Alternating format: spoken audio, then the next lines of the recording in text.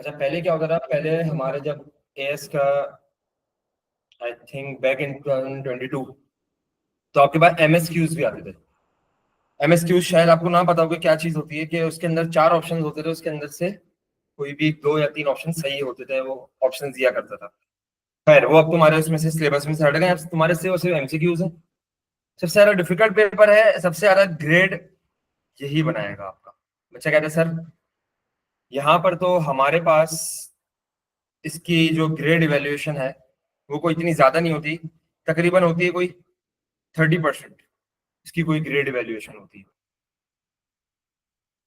ये screen hang कर रही है, ऐसे ही लैग कर रही है ना स्क्रीन।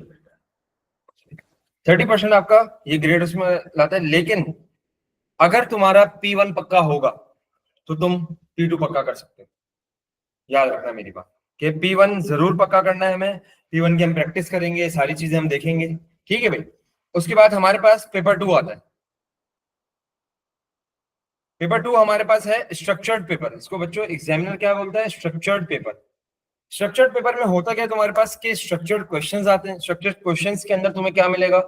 लॉन्ग क्वेश्चंस मिलेंगे, तुम्हें तुम्हें शॉर्ट क्वेश्चंस मिलेंगे, तुम्हें बहुत सारे न्यूमेरिकल्स मिलेंगे। न्यूमेरिकल जैसे कि तुम्हारे पास मोल्स वगैरह हो गए, एनर्जेटिक्स हो गया, ये सारी चीजें। और इसमें जो तुम्हारे पास मार्क्स हैं वो 60 मार्क्स हैं, तुम देख सकते हो। और इसके अंदर तुम्हारे पास टाइम जो है वो 1 आवर 15 मिनट है, जो कि इस पेपर के हिसाब से बहुत कम होता है।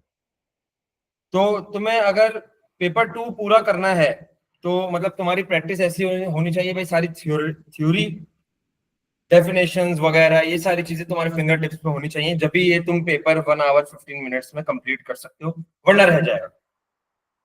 टाइम के हिसाब से पेपर थोड़ा लेंदी है, ठीक है भाई। पेपर 3 बाकी तुम लोगों को पता है कि अगर तुम लोग यहाँ पर प्रैक्टिकल परफॉर्म करोगे तो पेपर 3 तुम्हारे पास 40 मार्क्स का है, 2 आवर्स का ये पेपर है। ये तुम्हें सर सलमान जो प्रैक्टिकल करवाते हैं यहाँ पर, वो तुम्हें बता देंगे, ठीक है भाई। तो ये इसका आप लोग पेपर पैटर्न कॉपी करो, टाइमिंग वगैरह सारी चीजें लिखो, बस हम लोग इसके सिलेबस कंटेंट पे चलते हैं, ठीक है भाई।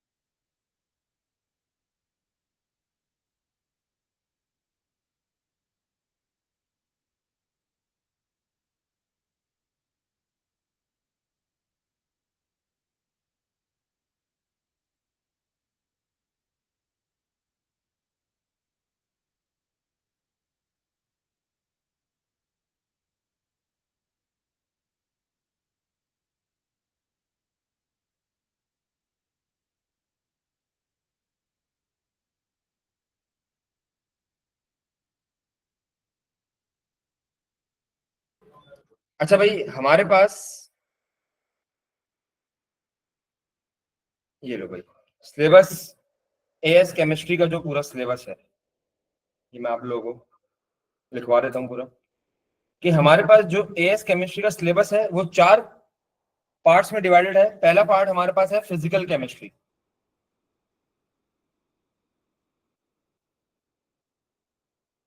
ठीक है भाई।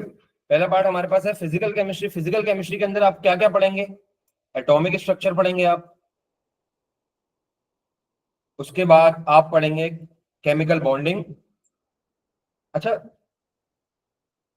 देखो चैप्टर्स वही वाले ओ लेवल्स वाले, बस उनका डिफिकल्टी लेवल थोड़ा सा बढ़ गया है। थोड़ा सा तो खैर मैं नहीं कहूंगा, लेकिन ज्यादा ही हो गया। मतलब कि अगर ओ लेवल अगर आपका 10% पे था, तो ये आप 80-90% पे जंप करते हो एक साथ में। ओ लेवल बहुत आसान है as compare to AS chemistry. AS chemistry का जो सिलेबस है वो बहुत ज्यादा है as compare to A two. A two का सिलेबस कम है, मुश्किल है। एएस केमिस्ट्री का मैं ये कहूंगा कि जिस बच्चे ने थ्योरी कर ली पक्की, उसने एएस केमिस्ट्री पूरी पक्की कर ली। तो ज्यादातर गेम थ्योरी का है एएस केमिस्ट्री में। केमिकल बॉन्डिंग हम करेंगे। उसके बाद हम लोग करेंगे स्टेट्स ऑफ मेटल। बहुत आसान चैप्टर है स्टेट्स ऑफ मेटल, ये शुरू के तो बहुत आसान है। उसके बाद आप करेंगे रेडॉक्स और मोल्स वगैरह ये सारी चीजें। इसके साथ साथ आप एनर्जेटिक्स करेंगे, केमिकल एनर्जेटिक्स।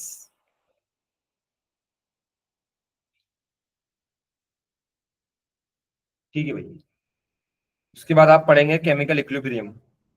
ये सारी चीजों से आप नामों से वाकिफ हैं भाई, ऐसा कोई नाम नहीं होगा जिससे आप लोग वाकिफ नहीं होंगे। इसके बाद आप पढ़ेंगे रिएक्शन काइनेटिक्स। बहुत सी चीजें ऐसी होंगी टॉपिक्स के अंदर जो नई इंट्रोड्यूस कराई जाएंगी, जो आप ओ लेवल्स में पढ़ के नहीं आए। इसके बाद अगर मैं बात करूं इनऑर्गेनिक केमिस्ट्री की, तो इनऑर्गेनिक केमिस्ट्री में आप पीरियोडिसिटी पढ़ेंगे, पीरियोडिक ट्रेंड्स पढ़ेंगे। इसके साथ साथ आप उसमें ग्रुप टू के बारे में पढ़ेंगे, ग्रुप टू के ट्रेंड्स पढ़ेंगे, ग्रुप 17 के ट्रेंड्स पढ़ेंगे, या जो ग्रुप 7 हम लोग बोलते हैं उसको, और नाइट्रोजन सल्फर पढ़ेंगे इनऑर्गेनिक के अंदर।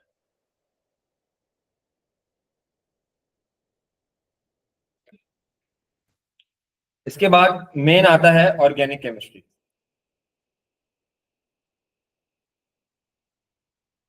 ऑर्गेनिक केमिस्ट्री भी अच्छी खासी एक लेंदी है, पार्ट है हमारे एएस केमिस्ट्री के अंदर।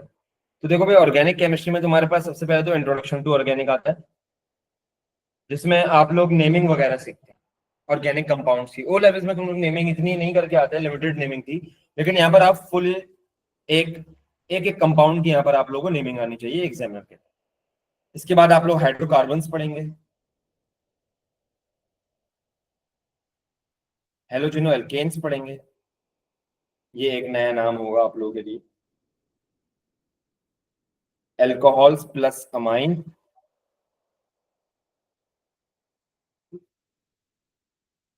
इसके साथ साथ कार्बोक्सिलिक एंड एस्टर।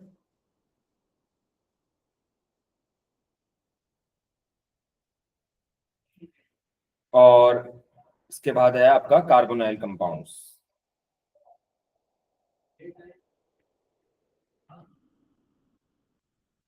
इसके बाद जो आखिरी हमारे पास पार्ट है वो है एनालिटिकल केमिस्ट्री। ठीक है भाई। एनालिटिकल एनालिटिकल केमिस्ट्री के अंदर आप लोग क्या पढ़ेंगे? Infrared spectrometry, spectroscopy sorry, infrared spectroscopy. और उसके बाद आप पढ़ेंगे मास स्पेक्ट्रोस्कोपी।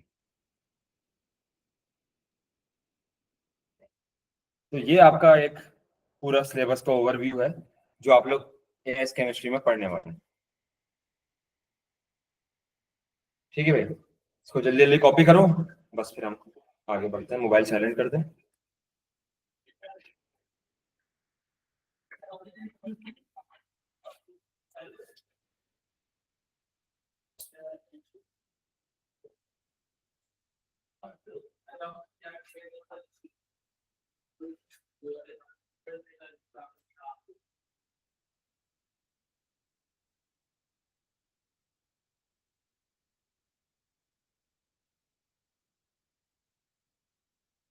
तो बच्चों,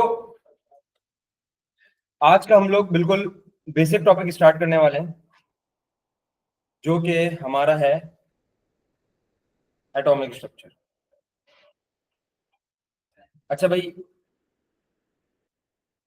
as being a teacher A levels के अंदर मैं तुम लोगों से एक्सपेक्ट करता हूँ कि भाई तुम लोगों को ओ लेवल्स की बेसिक आती है, और करना भी चाहिए। देखो कि हमारे पास ये एक एटम है, ठीक है भाई,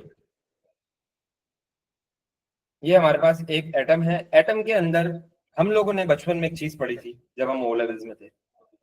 वो क्या चीज पढ़ी थी कि भाई एटम के अंदर एक तो न्यूक्लियस होता है, और हमारे पास न्यूक्लियस के अंदर दो चीजें होती हैं जो कि प्रोटॉन और न्यूट्रॉन होते हैं, और एक और चीज हमारे पास होती है शेल। शेल्स के अंदर हमारे पास क्या होते हैं, इलेक्ट्रॉन्स होते हैं, ठीक है भाई। तो ये तो हम लोग ने पढ़ा था बचपन के अंदर, शेल्स हैं, शेल्स के अंदर इलेक्ट्रॉन्स। अच्छा, इसके बाद तुम लोगों को एक चीज पढ़ाई जाती है, एक फॉर्मूला पढ़ाया जाता है 2n² का फॉर्मूला। अब ये फॉर्मूला पढ़ाया क्यों जाता है कि भाई ये फॉर्मूला हमें बताता है कि कौन से शेल के अंदर कितने इलेक्ट्रॉन्स आएंगे, कि भाई हमारे पास शेल नंबर 1 के अंदर कितने इलेक्ट्रॉन आएंगे, शेल नंबर 2 के अंदर कितने इलेक्ट्रॉन आएंगे। तो हम इसकी अभी कैलकुलेशन देख लेते हैं भाई।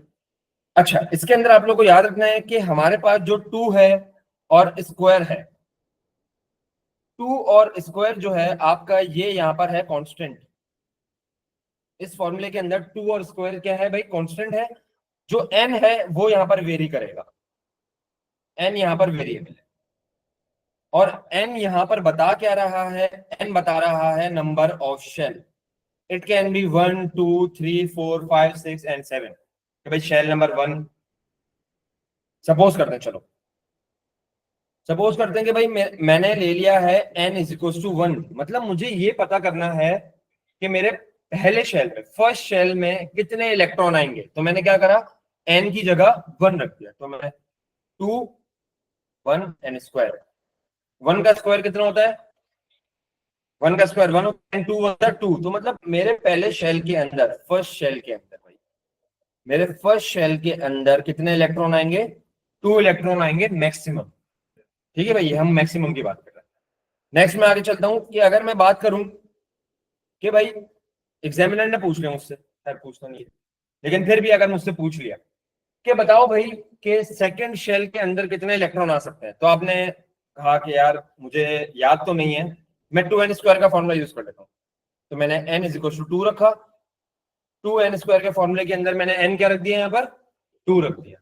तो 2 का स्क्वायर क्या होता है मेरे पास, 4, एंड 4 2 जा 8। तो मतलब मेरे सेकंड शेल के अंदर 8 इलेक्ट्रॉन्स मैक्सिमम आ सकते हैं। ठीक है भाई, इसके बाद मैं मजीद आगे बढ़ता हूं, मैं चलता हूं थर्ड शेल की तरफ। चलो भाई थर्ड शेल का निकाल लो और फोर्थ शेल का आप लोग निकाल लो जल्दी जल्दी। तो मुझे अब सब बता दें कि भाई यहाँ पर के थर्ड शेल और फोर्थ शेल के अंदर कितने इलेक्ट्रॉन्स आएंगे। थर्ड शेल के लिए आपको कुछ नहीं करना, आपको n इज इक्वल टू 3 रख देना है। फोर्थ शेल के लिए आपको n इज इक्वल टू 4 रख देना।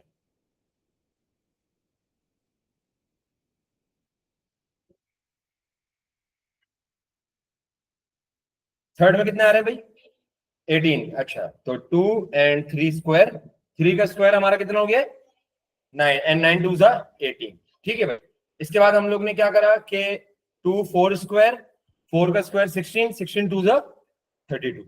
तो मतलब हम लोग को ये पता चल गया कि भाई मेरे पहले शेल के अंदर 1 इलेक्ट्रॉन आएंगे, दूसरे शेल के अंदर 8 electron, then 18 and then 32 and then so on. ठीक है भाई, तो ये एक फॉर्मूला मुझे डिस्कस करना था। अब बच्चों ओ लेवल में आप लोगों को एक चीज पढ़ाई जाती है कि यार हमारे शेल के अंदर इलेक्ट्रॉन्स पाए जाते हैं। ठीक है भाई, अब जब आप ए लेवल में आए हो, चीजें बढ़ती गई हैं, तो यहां पर एग्जामिनर कहता है कि भाई अब ऐसा नहीं है, अब चीजें थोड़ी एडवांस हो गई है। अब आप लोगों ने पढ़ा था कि हमारे पास शेल्स होते हैं,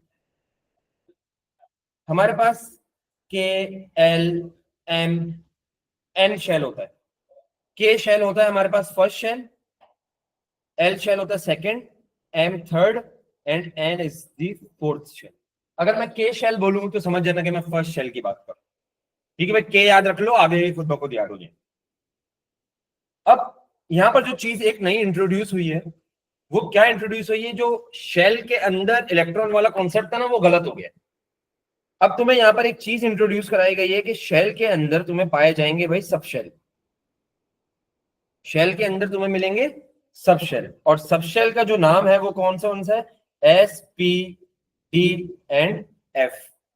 मतलब हमारे पास 4 किस्म के सब शेल है, शेल के अंदर भी सब शेल है। और सब शेल के अंदर तुम्हें क्या पाया जाएगा, सब शेल के अंदर तुम्हें पाया जाएगा ऑर्बिटल। ठीक है भाई। और फिर ऑर्बिटल के अंदर तुम्हारे इलेक्ट्रॉन पाए जाएंगे। तो ये एक हमारे पास एक एडवांस कॉन्सेप्ट आ गया। पहले क्या था, सीधा सीधा था कि भाई शेल के अंदर इलेक्ट्रॉन है, नहीं।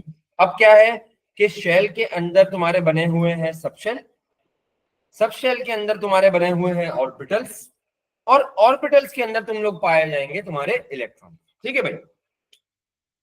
अब इसको याद करने की ट्रिक,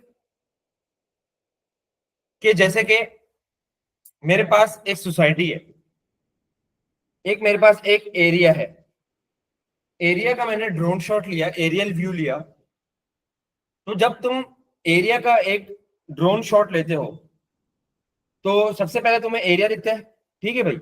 उसको जूम्ड इन करोगे तो तुम्हें क्या मिलेंगी, वहां की स्ट्रीट्स मिलेंगी, ऐसा ही है, एरिया की स्ट्रीट्स मिलेंगी। स्ट्रीट्स को अगर तुम मजीद जूम इन करोगे तो तुम्हें हाउसेज मिलेंगे, हाउसेस को मजीद जूम करोगे तो तुम्हें उसके अंदर क्या मिलेंगे, पीपल मिलेंगे, हम लोग मिलेंगे। तो इसको ऐसे याद रख लो कि हमारे पास जो शेल है वो एक एरिया है, बड़ा एरिया है। शेल के अंदर तुम्हें सब शेल मिलेंगे, मतलब गलियां मिलेंगी, इसकी स्ट्रीट्स मिलेंगी। स्ट्रीट्स के मतलब सब शेल के बाद तुम्हें ऑर्बिटल मिलेंगे, ऑर्बिटल मतलब हाउसेस। और हाउसेस के बाद तुम्हें क्या मिलेगा, ऑर्बिटल के बाद इलेक्ट्रॉन मिलेगा, जो कि तुम्हारे लोग। कर रहा हूँ, आप ऑनलाइन भी कर पढ़ जा रहे हैं।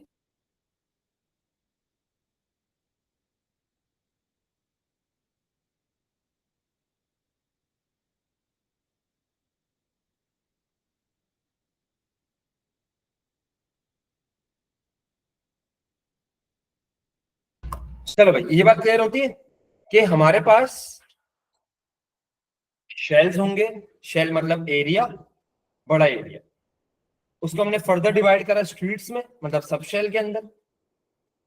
उसके अंदर हमने और जूम इन करा तो हमें ऑर्बिटल्स मिले, मतलब हाउसेस मिले। और उसके अंदर हम लोग ने फिर देखा तो हमें वहां इलेक्ट्रॉन या लोग मिले। तो याद करने का तरीका ये है कि एरिया, स्ट्रीट, हाउसेस, पीपल। वरना अगर जिसको ऐसे आसान याद रखना है तो ऐसे याद रख लो कि shells, then sub shell, then आपके पास ऑर्बिटल्स, एंड देन ऑर्बिटल्स के अंदर इलेक्ट्रॉन। तो ये बात क्रिस्टल क्लियर होनी चाहिए सबको। ठीक है भाई, कि अब हम लोग को इलेक्ट्रॉन्स अब शेल्स के अंदर नहीं मिलेंगे। ये बात याद रखना कि शेल्स के अंदर फर्दर डिविजन हम लोग की कर दी गई। ठीक है भाई। और सब शेल्स के नाम याद होने चाहिए, SPDNF, और शेल्स के नाम भी याद होने चाहिए, KLMN। अगर मैं KLMN से बोलूं तो वो भी समझ आ जाना चाहिए, अगर मैं फर्स्ट, सेकंड, थर्ड से बोलूं तो वो भी आप लोगों को समझ आ जाना चाहिए। ठीक है भाई, अब आगे बढ़ते हैं। अब हम लोग देख लेते हैं सब शेल्स। शेल्स के बारे में तो हमें पता है, अब हम चलते हैं सब शेल्स की तरफ। बच्चों, सब शेल्स के लिए कुछ मैं आप लोगों को इंफॉर्मेशन देता हूँ, कि जैसे कि हमारा सब शेल है SPD एंड F। हमारे पास 4 सब शेल्स हैं, SPD एंड F। अब आपको याद होना चाहिए कि हमारे जो SPD एंड F सब शेल्स हैं, इनके अंदर कितने कितने नंबर ऑफ इलेक्ट्रॉन्स आ सकते हैं। अभी रुक जाओ, अभी लिखो नहीं। अब हमारा जो S सब शेल है ना, याद रखना उसके अंदर मैक्सिमम 2 इलेक्ट्रॉन्स आ सकते हैं। ठीक है भाई, मजीद आगे चलते हैं। P सब शेल जो है उसके अंदर 6 इलेक्ट्रॉन्स आ सकते हैं। डी सब शेल जो है उसके अंदर हमारे 10 इलेक्ट्रॉन आ सकते हैं, और एफ सब शेल जो है उसके अंदर हमारे 14 इलेक्ट्रॉन आ सकते हैं। तो कोई बच्चा डायरेक्ट डायरेक्ट भी याद कर लेता है कि भाई S is equal to 2, P is equal to 6, D is equal to 10, F is equal to 14। वरना अगर आप लोग S याद रख लोगे ना, तो उसमें आपको मैं एक फर्दर ट्रिक बता देता हूँ याद रखने की, कि इसके अंदर आपके पास जो डिफरेंस आ रहा है वो +4 का आ रहा है। जैसे जैसे, हाँ, +4 का एक ट्रेंड चल रहा है सब शेल्स के अंदर। SPDF याद रख लिया, S याद रख लिया कि S के अंदर 2 आते हैं। अब उसका ट्रेंड याद रख लिया कि यार +4 का मेरे पास ट्रेंड चल रहा है, तो आपको मजीद आगे याद करने की जरूरत नहीं पड़ेगी। वरना इन दी टर्म के एंड में तुम्हें रट जाएंगी ये चीजें। इतना भी हम लोग करेंगे ये सारी चीजें कि भाई तुम्हें खुद याद हो जाएगा कि भाई एस के अंदर 2 आते हैं, पी के अंदर 6 आते हैं, एफ के डी के अंदर 10 आते हैं, एफ के अंदर 14 आते हैं। तो ये बात तुम्हें याद रखने की, ठीक है भाई। अच्छा, अब तो ये तो एक टेबल हो गया। अब मैं आगे चलता हूं, एक टेबल बनाते हैं हम लोग, थोड़ा सा इसको हम मजीद एडवांस करते रहेंगे चीजों को। शेल्स, सब शेल्स एंड इलेक्ट्रॉन्स। अच्छा भाई अभी रुक जाओ, मैं लिखने का टाइम दे दूंगा। सपोज करो बच्चों मेरे पास फर्स्ट शेल है, ठीक है भाई। फर्स्ट शेल के अंदर कितने इलेक्ट्रॉन्स आते हैं? 2 इलेक्ट्रॉन्स आते हैं, ऐसा ही है। मेरे पास सेकंड शेल है, सेकंड शेल के अंदर मेरे कितने इलेक्ट्रॉन्स आते हैं? 8 इलेक्ट्रॉन्स। अफीफा जवाब देंगी। थर्ड शेल के अंदर कितने इलेक्ट्रॉन्स आते हैं अफीफा? 18 आते हैं, ठीक है भाई। और फोर्थ के अंदर कितने आते हैं? 32 आते हैं। चलो ये बात तो हमें क्लियर होती है। अब बच्चों ऊपर वाला टेबल और नीचे वाला टेबल थोड़ा सा लिंक्ड है। अब देखो कि भाई मेरा फर्स्ट शेल है, उसके अंदर 2 इलेक्ट्रॉन्स आते हैं। तो बताओ फर्स्ट शेल के अंदर मेरे सिर्फ और सिर्फ कौन सा सब शेल होना चाहिए? हम्म, सिर्फ और सिर्फ एस होना चाहिए, ऐसा ही है। क्योंकि हमारे पास एस के अंदर ही 2 इलेक्ट्रॉन आते हैं ना, ऐसा ही है भाई, एस होना चाहिए। अब मैं आगे बढ़ा, सेकेंड शेल के अंदर मेरे 8 इलेक्ट्रॉन्स आते हैं। तो 8 इलेक्ट्रॉन्स को कैरी करने के लिए मेरे कौन कौन से सब शेल्स होने चाहिए? एस एन पी होना चाहिए, ऐसा ही है। क्योंकि देखो ना एस के अंदर 2 इलेक्ट्रॉन्स आते हैं और पी के अंदर कितने इलेक्ट्रॉन्स आते हैं? 6। तो टोटल कितना बनाते हैं? 8 बनाते हैं, ऐसा ही है। अब मजीद में आगे चलता हूं, थर्ड शेल के अंदर मेरे कौन कौन से सब शेल्स आने चाहिए भाई? एस पी डी आना चाहिए मेरा। क्यों भाई? क्योंकि एस जो मेरा कैरी करता है वो 2 इलेक्ट्रॉन्स कैरी करता है, पी मेरा कैरी करता है 6, 2 + 6 = 8, एंड 10 मेरा कैरी सॉरी डी मेरा कैरी करता है 10। तो इन सबको अगर तुम ऐड कर लोगे तो तुम्हारे पास 18 बने। और अगर मैं मजीद आगे चलता हूं तो इसमें एक ही आंसर बचा हमारा, कौन कौन से आएंगे? S P D and F. तो अब इसको अगर देखो तो 2 + 6 + 10 तुम्हारा कितना हो गया है? ये 18। 18 + 14 तुम्हारा बनता है 30। ये बात क्लियर होती है? चलो इसको कॉपी कर लो।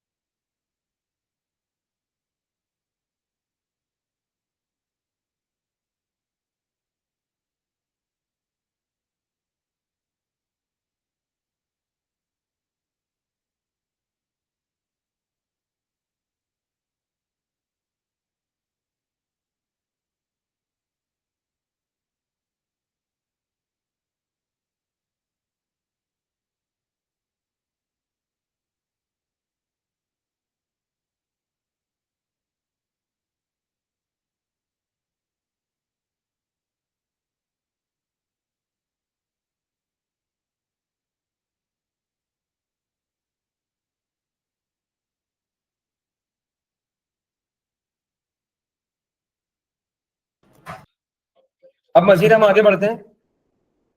अब हमारे पास बच्चों एक और चीज, सब शेल के बारे में तो हमें पता चल गया भाई, एस बी डी एफ होते हैं, एस में 2 होते हैं, पी में 6 होते हैं, और डी में हमारे पास 10 होते हैं, एफ में 14 होते हैं।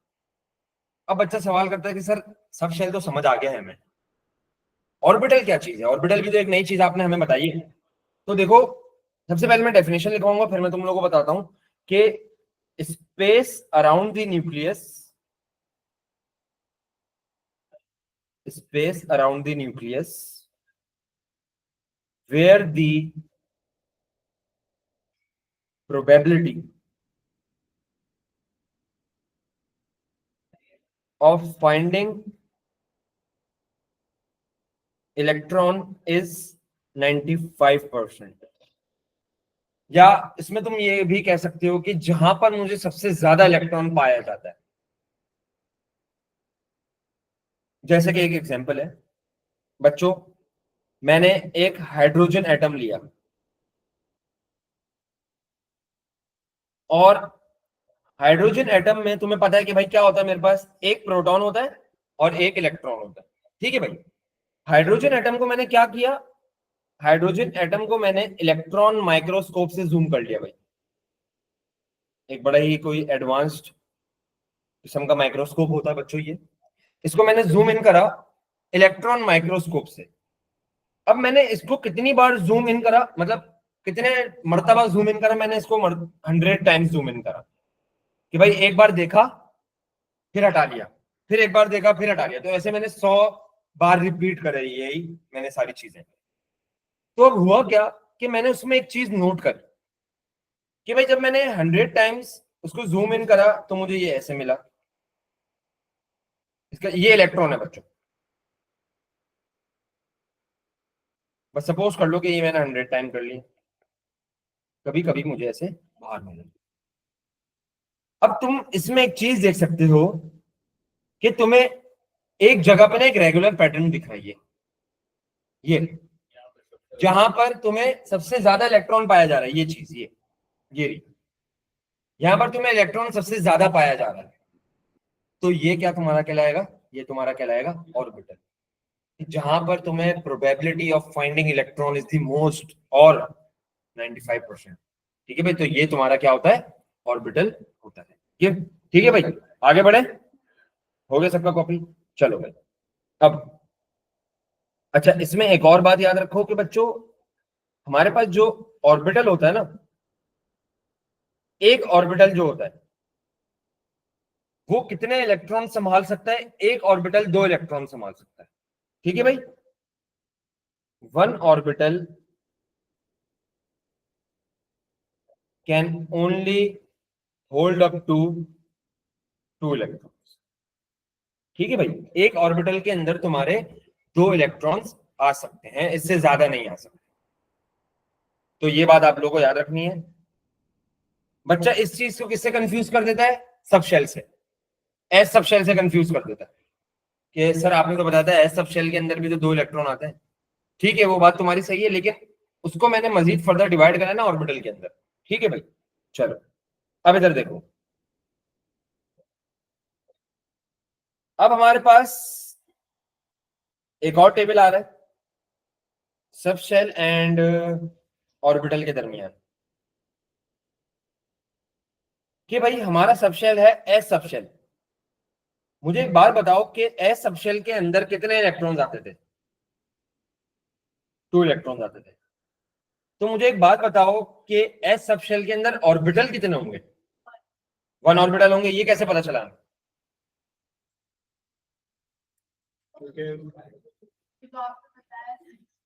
देखो, एस सब शेल के अंदर 2 इलेक्ट्रॉन आते हैं, ठीक है। मैंने क्या पूछा कि भाई एस सब शेल के अंदर कितने ऑर्बिटल होंगे, ऐसा ही है। अब इसके अंदर कितने इलेक्ट्रॉन है, 2, और एक ऑर्बिटल कितने इलेक्ट्रॉन संभाल सकता है, 2। तो इसके अंदर एक ही ऑर्बिटल आएगा ना, क्योंकि टोटल इलेक्ट्रॉन्स ही इसमें 2 है ना, ऐसा ही है। तो इसमें कितने ऑर्बिटल आएंगे, एक ऑर्बिटल। अब मजीद आगे बढ़ता हूं मैं। अब मेरे पास आ गया है पी सब शेल, पी सब शेल के अंदर मेरे पास कितने इलेक्ट्रॉन आएंगे, 6 आएंगे, +4 का डिफरेंस चल रहा है हमारे पास। अब इसके अंदर मेरे पास ऑर्बिटल कितने आएंगे, 3 आएंगे, क्योंकि एक ऑर्बिटल 2 इलेक्ट्रॉन संभाल सकता है, तो 3 ऑर्बिटल आएंगे। समझ आ रहा है। ठीक है भाई, अब मजीद तो तुम आगे वाले भी कर लोगे, या अगर ये चीज समझना है तो क्या करो, इलेक्ट्रॉन डिवाइड बाय 2 करो, तुम्हारे पास आंसर आ जाए। ठीक है भाई, तो डी के अंदर तुम्हारे पास 10 इलेक्ट्रॉन्स होते हैं, एफ के अंदर तुम्हारे पास 14 इलेक्ट्रॉन होते हैं, तो तुम्हारे पास डी के अंदर ऑर्बिटल कितने बनेंगे? 5, 6 कैसे बनेंगे? 5 बनेंगे, एंड इसके अंदर कितना बनेगा? 7। तो इसका डिफरेंस भी देख लो क्या चल रहा है तुम्हारे पास, +2 का डिफरेंस चल रहा है। ठीक है भाई, तो तुम्हारे पास यहाँ पर +2 का डिफरेंस चल रहा है। तो बस एक बात बस याद रख लो कि एक ऑर्बिटल जो है वो 2 इलेक्ट्रॉन संभाल सकता है, इससे ज्यादा नहीं संभाल सकता। ठीक है भाई, चलो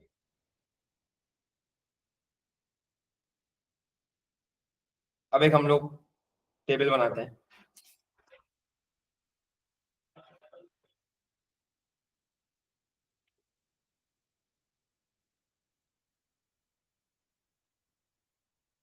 ये टेबल जिसको आ गया ना, उसको इंट्रो टू एटॉमिक स्ट्रक्चर तो आ गया भाई, कि जो शेल सब शेल हम इन सारी चीजों की जो बात कर रहे थे, मैं समझता हूँ कि उसको ये चीज आ जाएगी अगर ये वाला उसने टेबल फिल कर लिया खुद से। शेल, देन आपका आ जाता है सब शेल, उसके बाद आपका आ जाता है ऑर्बिटल्स, देन आपके आ जाते हैं इलेक्ट्रॉन्स।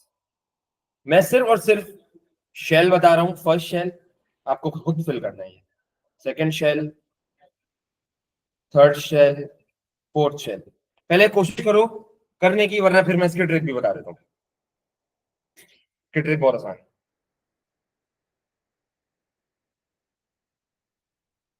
अच्छा भाई, चलो कोशिश करो, मैं भी देखता हूँ कि कितना हो रहा है तुम लोगों से।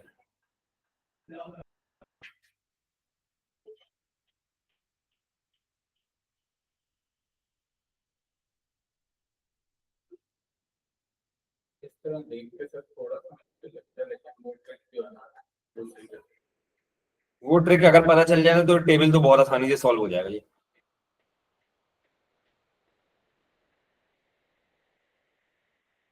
अच्छा भाई, ट्रिक सुन लो। ट्रिक में कुछ नहीं करना है आप लोगों को, आप लोगों को बस सिर्फ और सिर्फ इलेक्ट्रॉन्स लिखने हैं। इलेक्ट्रॉन्स जिसने लिख लिए वो टेबल जल्दी जल्दी कर देगा। 2, 8, 18 एंड देन 32। अब कोशिश करो ये सॉल्व करने की, अब तो और इजीली हो जाएगा। देखो ना भाई कि तुम्हारे पास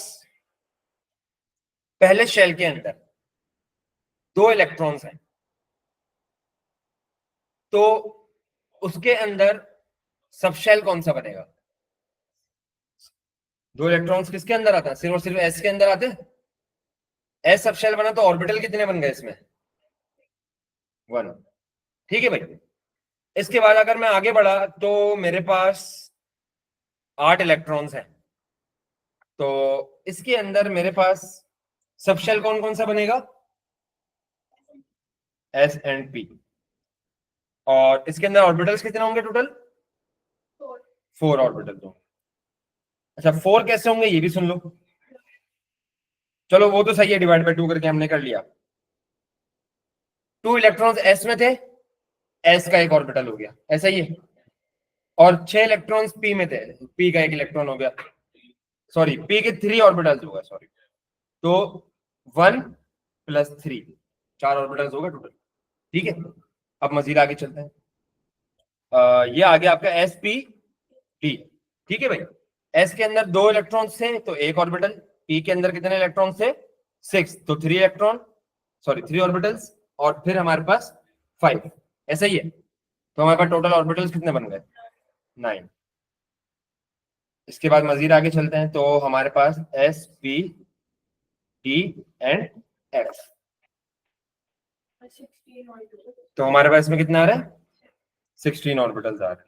ठीक है भाई, ऑर्बिटल्स तुम लोग इलेक्ट्रॉन्स को देख के भी बता सकते हो, देख यहाँ से डायरेक्ट भी बता सकते हो, लेकिन मैंने तुम्हें यहाँ से जानबूझ के यहाँ से करवाया है कि इस चीज को देख के भी आना चाहिए भाई। ठीक है भाई, तो ये कॉपी करो, बस फिर हम मजीद आगे बढ़ते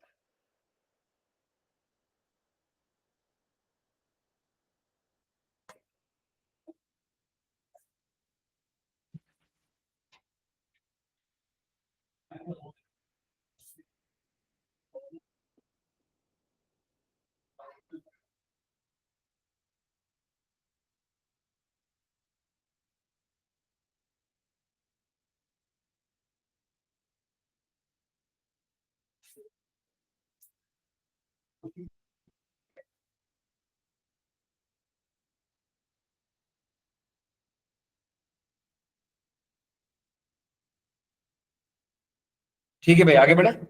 चलो भाई। अच्छा बच्चों,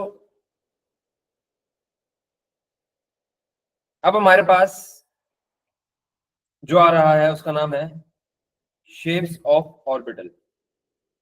जैसे कि हमारे पास एस ऑर्बिटल था, पी ऑर्बिटल था, सब शेल या ऑर्बिटल अभी मैं बता रहा हूँ उसको। वहां पर तुम्हें मैंने शेप्स ऑफ सब शेल लिखाया होगा, अभी ये समझ आ जाएगा। सब शेल लिख लो, ऑर्बिटल लिख लो, तो सेम है फिलहाल। अब देखो कि हमारे पास सब शेल है, ठीक है भाई। और जैसे कि एस सब शेल है बच्चों, ठीक है। एस सब शेल को ना मैं एस ऑर्बिटल भी कह सकता हूँ। क्यों? क्योंकि उसके अंदर एक ही ऑर्बिटल होता है, ऐसा ही है, तो मैं इसको एस ऑर्बिटल भी कह सकता हूँ। तो बच्चों याद रखो कि जो एस ऑर्बिटल होता है हमारा, उसका जो शेप होता है वो स्फेरिकल होता है, स्फेरिकल शेप कुछ ऐसा होता है। ये रहा, ये तुम्हारा स्फेरिकल शेप होता है एस का, ठीक है भाई। अब अगर मैं बात करूं कि मेरे पास शेप ऑफ पी सबशेल, तो पी सबशेल जो होता है बच्चों हमारे पास वो होता है डम्बल शेप। डम्बल शेप कैसा है? ऐसा, ठीक है भाई। ये तुम्हारे पास होता है डम्बल शेप। अच्छा, अब गौर से मेरी बात सुनना बच्चों, पी सबशेल के अंदर कितने इलेक्ट्रॉन्स आते थे? 10 नहीं, 6। पी सबशेल के अंदर हमारे पास 6 इलेक्ट्रॉन्स आते थे, ऐसा ही है। जब इसके अंदर 6 इलेक्ट्रॉन्स आते हैं तो ऑर्बिटल कितने बनने चाहिए? हाँ भाई, कितने बनने चाहिए? 3 ऑर्बिटल्स बनने चाहिए। तो अब देखो कि इसके अंदर जो 3 ऑर्बिटल बनेंगे ना पी सबशेल के अंदर, वो कौन कौन से बनेंगे? एक बनेगा पी एक्स, एक बनेगा पी वाई, एक बनेगा पी जी। ठीक है भाई, तो तुम्हारे जो ऑर्बिटल बनेंगे वो 3 बनेंगे, P Y, sorry P X, P Y and P Z. अब इन सबके ना शेप्स अलग अलग होंगे। वो कैसे होंगे? डंबल शेप ही, लेकिन बस एक्सिस रोटेट हो रहा होगा। अब जो एक्स एक्सिस होता है बच्चों, वो हमारा ऐसा ही होता है सेम। तो तुम देखो कि जो तुम्हारा पी एक्स बनेगा ना, एक सही कर लो। जो तुम्हारा पी एक्स बनेगा ना, वो तुम्हारा कुछ ऐसे बनेगा, ठीक है भाई, हॉरिजॉन्टल बनेगा। और अगर मैं बात करूं पी वाई कैसा होगा हमारा? वर्टिकल होगा, वाई एक्सिस पे बनेगा ऐसे। देख लो, ये रहा पी वाई, तो तुम्हारा पी वाई ऐसे बनेगा। एग्जामिनर बोलता है कि भाई पी एक्स बना के दो। बच्चे ने अगर यहाँ पर ऐसे बना दिया कि सर सेम ही तो है, नहीं भाई एक्सिस का फर्क है। अगर बच्चे ने ये बना दिया, गलत, गलत है। अगर उसे पी वाई बोला, बच्चे ने ये बना दिया, गलत हो जाए। तो ये सारी चीजें आप लोगों को देख के चलना। और पीजी आप लोगों का थोड़ा सा स्लांट होगा ऐसे, ठीक है भाई। तो ये आपका पीजी है, इसको बना लो। चलो, ज्यादा क्यों होता? खैर, अभी तो हमारे पास।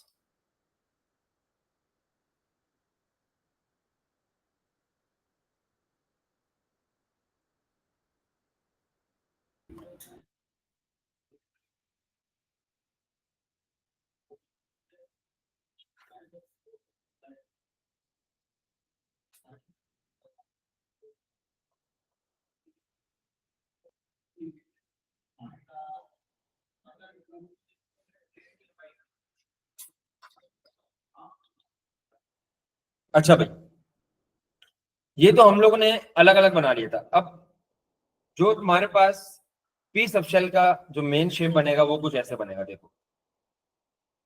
इसके अंदर तीनों ऑर्बिटल्स मिले हुए होंगे भाई आपस में, P X, P Y and P Z. तो सबसे पहले आप लोगों ने बना लेना है पी एक्स, ये आपका हो गया है भाई, पी एक्स हो गया, ठीक है। इसके बाद आपने बना लिया है, डिफरेंशिएट करने के लिए मैं अलग कलर यूज कर रहा हूं, ये आपका क्या हो जाएगा भाई, ये कौन सा है, पी वाई। और अब अगर मुझे पी जी बनाना है तो मुझे, मैंने पूरा ऐसा बना लिया, तो ये मेरा हो गया है पी जी। उल्टे से मुराद, हाँ ऑब्वियसली। देखो भाई, जो जी एक्सिस होता है, कभी आप लोगों ने इसके बारे में पढ़ा है, प्लेन, प्लेन क्या होता है, जिसके अंदर दो एक्सिस होते हैं, एक वाई, सॉरी एक एक्स, ठीक है। जो जी एक्सिस होता है ना, वो आपके पास 3D वाला होता है, ये रहा। तो मैं इसको ऐसे भी बना सकता हूँ भाई, पी जी यहां से उठा के मैंने ऐसे कर दिया। आप ऐसे बनाओ, एग्जामिनर की जरूरत ही नहीं है, वो आपके मार्क्स काटे। तो जैसे भी बनाओ, आपके दोनों तरीके सही है। ये बात क्लियर होती है, ठीक। ये जैसे ये 90 डिग्री है, 45 डिग्री है।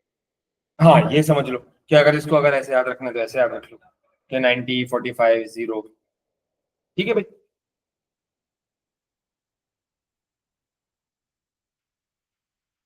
चले भाई आगे बढ़े। अब इधर देखो, अब हम चलते हैं थोड़ी सी आगे, इलेक्ट्रॉनिक कॉन्फ़िगरेशन।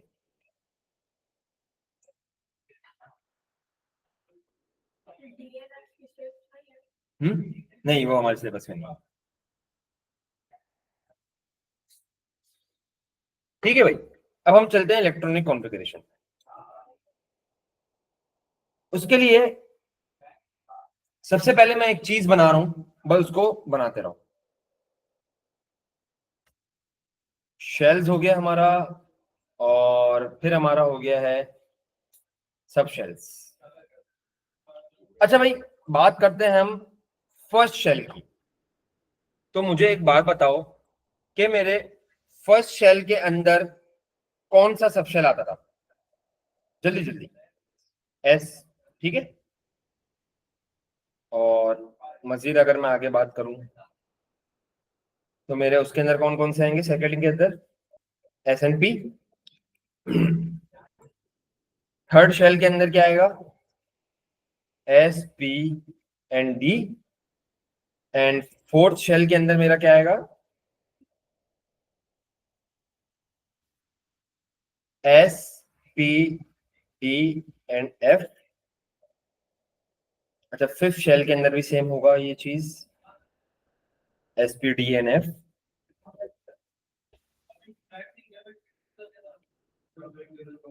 और जो आपका सिक्स्थ शेल होता है ना, ये हो जाता है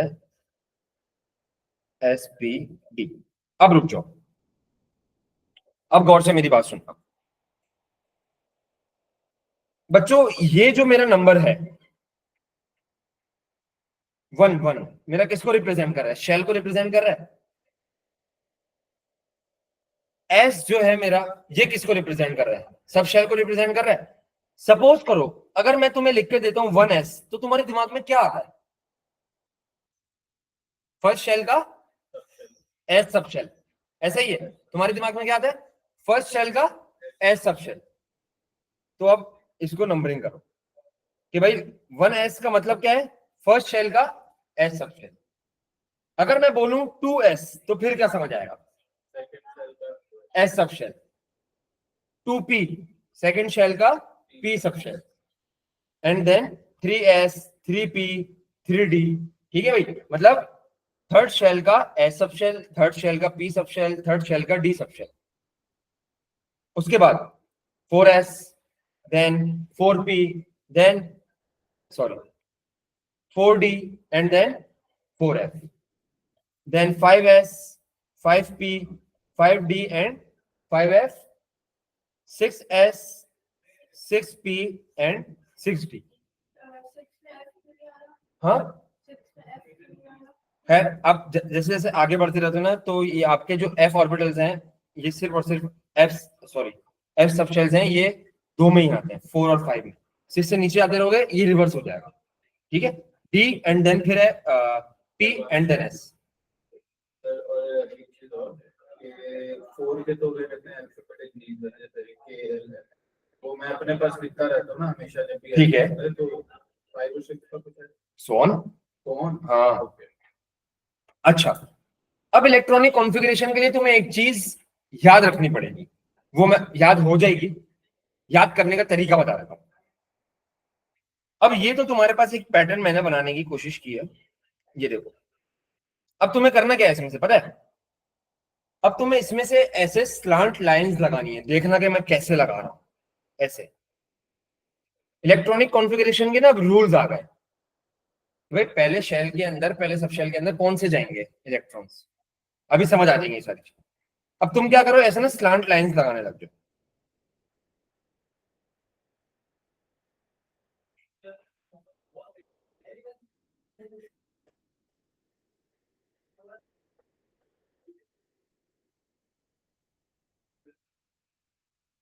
ऐसे इसके ऊपर अभी फिलहाल सिर्फ स्लांट लाइंस लगाओ, तुम्हें समझ आ जाएगा थोड़ी देर बाद कि ये मैं कर क्यों रहा हूं।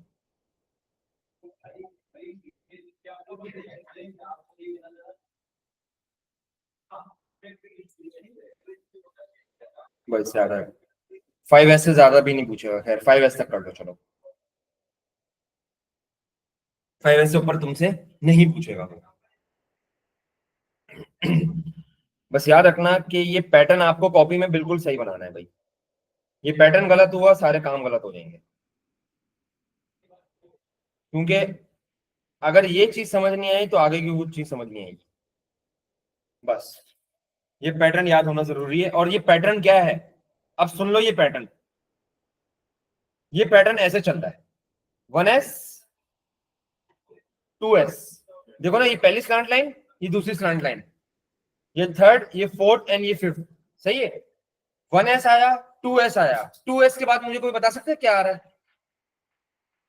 2S के बाद क्या आ रहा है? 2P आ रहा है। 2P के बाद क्या आ रहा है? 3S, ऐसा ही है। ये तुम्हें स्लैंट लाइन के ऑर्डर में चलना है। 3S के बाद क्या आ रहा है? देख के बताओ क्या आ रहा है, 3S के बाद क्या आ रहा है भाई? 3P आ रहा है, ये देखो ना, ऐसा ही है। 3P के बाद क्या आ रहा है? 4S। 4S के बाद क्या आ रहा है? 3D, then 4P and then 5S। ठीक है, तो ये ऑर्डर है हमारा।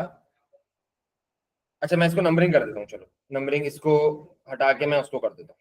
अब देखना, गौर से देखना, ये मेरे पहले बिल्कुल कोई अलग नंबर 1, फिर ये सेकंड ऑर्डर पे आएगा, ये third, fourth, fifth, six, 7, 8 and 9। तो देखो ये सारा मेरा ऑर्डर चल रहा है, ठीक है भाई। और ये ऑर्डर आपको हर हाल में याद रखना है।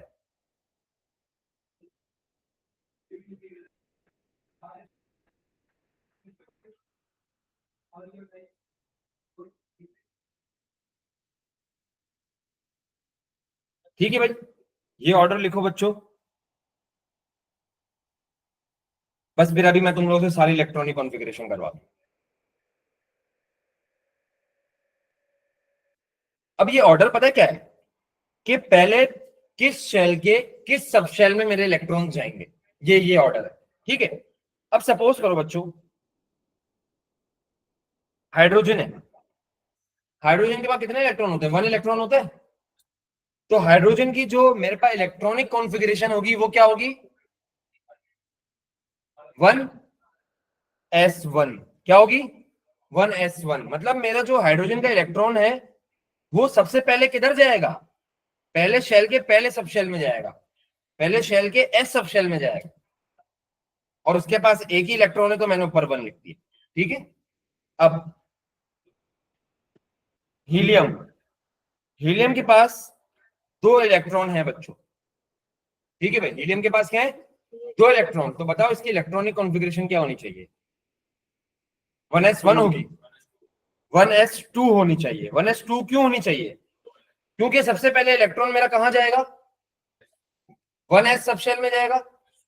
और उसके बाद कितने इलेक्ट्रॉन है हीलियम के पास? 2। तो उसके इलेक्ट्रॉनिक कॉन्फ़िगरेशन क्या हो जाएगी? 1s2।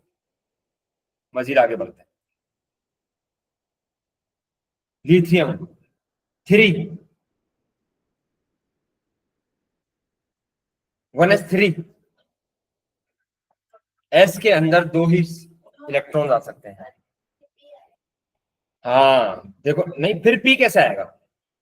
ऊपर वाला जो ऑर्डर है वो देखो ना, पहले मेरे 1s में जाने थे, फिर किस में जाने थे? देखो ऑर्डर में 3s है 2s है, 1s के बाद क्या आ रहा है? 2s नहीं आ रहा जी अभी? हाँ या ना? 1s के बाद डायरेक्ट 3s कैसे आ गया भाई? 2 आ रहा है, ठीक है। अब इधर देखो, लिथियम के पास मेरे कितने इलेक्ट्रॉन्स हैं? 3 इलेक्ट्रॉन है। तो मतलब पहले जो इलेक्ट्रॉन्स जाएंगे वो मेरे इस सब शेल में जाएंगे 1s में, और s की मैक्सिमम कैपेसिटी क्या होती है? 2, मतलब 1s2 हो जाएगा, ये ऐसा ही है। इसके बाद मेरे इलेक्ट्रॉन्स जाने कहाँ चाहिए? 2s में जाने चाहिए। पीछे बचे कितने इलेक्ट्रॉन? 1 इलेक्ट्रॉन बचे, तो s सब शेल में कितने इलेक्ट्रॉन जाएगा? 1, तो इसकी इलेक्ट्रॉनिक कॉन्फ़िगरेशन क्या हो जाएगी? 2s1। ये बात क्लियर होती है? हाँ भाई, रिपीट करूं या नहीं? नहीं आया समझ? अभी देखो एक और एग्जांपल देखते हैं, फिर शायद समझ आ जाए।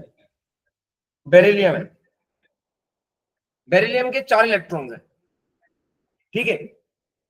ऊपर वाला ऑर्डर देखो, चलो उस ट्री को छोड़ दो, ये वाला ऑर्डर देखो। पहले जो इलेक्ट्रॉन्स आएंगे इसमें आएंगे, फिर इसमें आएंगे, फिर इसमें आएंगे, फिर इसमें आएंगे, एंड सो ऑन, ठीक है। सबसे पहले 1s में आएंगे। टोटल इलेक्ट्रॉन कितने? ये गिनने आपको। कितने इलेक्ट्रॉन है बेरिलियम के पास? 4 है। सबसे पहले किधर आएंगे? 1s में। और s के अंदर आ कितने सकते हैं? 2 आ सकते हैं, तो 1s2 हो गया। ये बात क्लियर है? अब 1s के बाद किसमें इलेक्ट्रॉन्स आएंगे? 2s में आएंगे। s के अंदर मैक्सिमम कैपेसिटी कितनी होती है? 2 होती है, तो ये कितना हो जाएगा? 2s2 हो जाएगा। ये बात क्लियर है? चलो अब मैं तुम्हें देता हूं, बोरॉन करो। बोरॉन की 5 है। ये जिसने करी तो मैं समझता हूँ हाँ भाई थोड़ी थोड़ी आने लग गई है।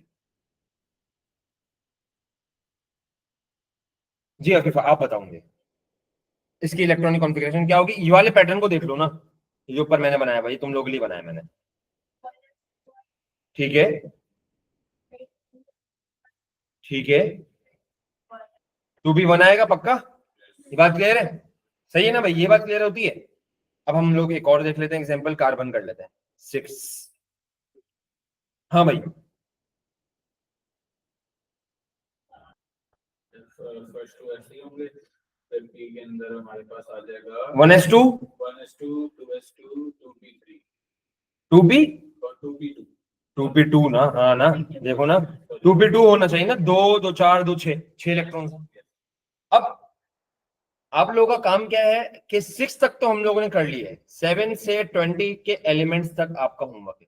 इन सबकी इलेक्ट्रॉनिक कॉन्फ़िगरेशन आपको करके आनी है, ठीक है भाई? ये बात क्लियर होती है? तो ये होमवर्क आप लोगों को हर हाल में नेक्स्ट क्लास में करके आना है, ठीक है भाई? कोई मसला है इस चीजों में? आज सारी चीजें क्लियर है? इलेक्ट्रॉनिक कॉन्फ़िगरेशन हर हाल में करके आना भाई। बिल्कुल ऐसे ही, आपको ड्राइव का लिंक मिलेगा, वहां सारे आपको रिकॉर्डिंग्स मिलेंगी।